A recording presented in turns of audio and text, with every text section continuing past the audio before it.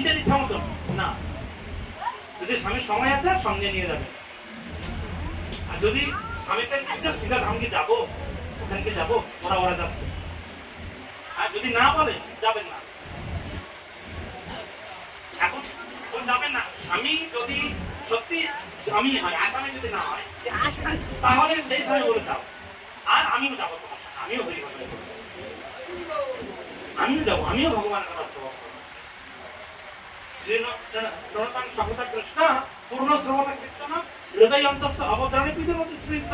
আমার হৃদয়ে মলিনতা রয়েছে, তুমি কেন যাবে, আমিও যাবো, চলো দুজনে যাই হরি কথা শুনে আসি। হ্যাঁ, কর্মক্ষেত্রে যদি তার সময় না হয়, ঠিক আছে আমি যেতে পারছি, দুজনের মধ্যে কোনো সন্দেহ যেন না হয়।